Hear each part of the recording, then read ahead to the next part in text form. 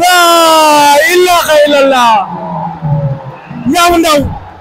waa lu ragal Ama Neex bi il est dangereux Ama Neex du nit Ama Neex faalewul dara ndéef la Kosu Asor waxoon na ko Niang bu Ndaw ak Kosu Asor Kosu ron waa Niang bu Ndaw loo dal Niang bu Ndaw loo bëre laa ilaaha illallah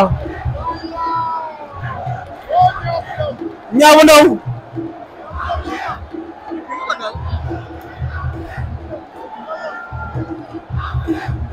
Niang bu Ndaw loo dal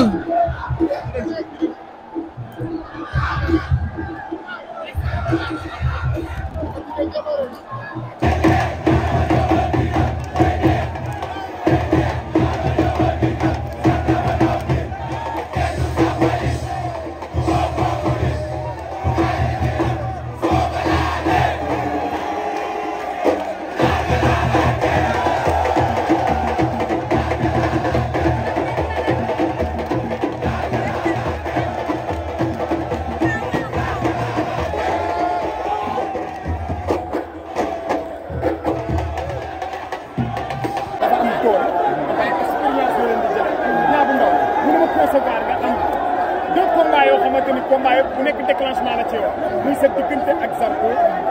muy sa diggante ak Ama Neex nga war a ñëw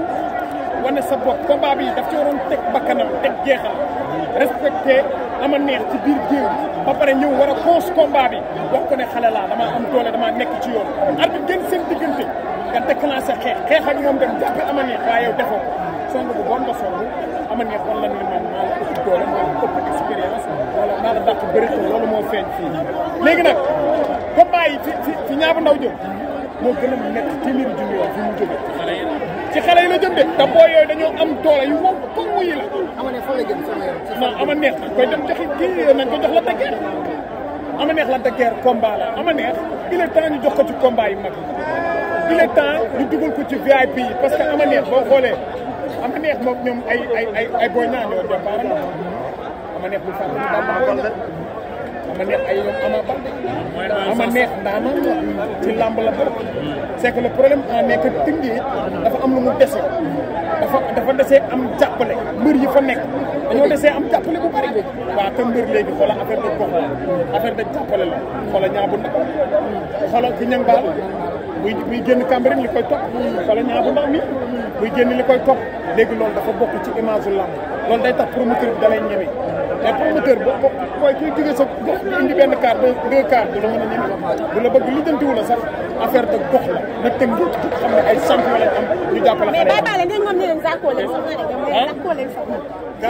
Ama Neex leen Zarko Ama Neex mën na nekk Zarko Ama Neex lu jaadu la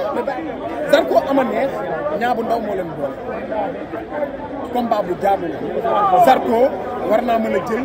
Ama Neex ñoom ñaar ñu bëri wala Zarko Alioune Seye numéro 2 parce que Alioune Seye numéro 2 xaar bi dafa yàgg te kenn gënu ko doon champion ci lamb. mais Baye Balla dem fës dafa am Balla Gaye Siteu ñu xëy ci même pas 30 minutes mu am benn fétig bu génn ci Siteu loolu la nga jàngatee ci lamb. waaw loolu daal comme ni ko gars yëpp gisee noonu lañ ko gisee.